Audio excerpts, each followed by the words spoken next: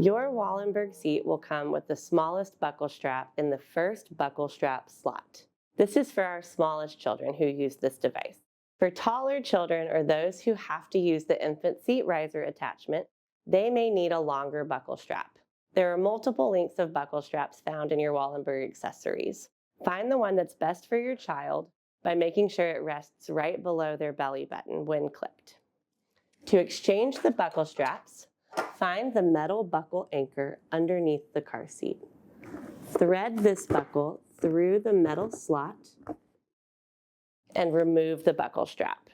Replace the strap that you need by threading the buckle back through the correct slot, making sure that the buckle runs as close to your child's body as possible without running under the child. Secure the buckle to the shoulder strap clips and make sure that the straps are not twisted.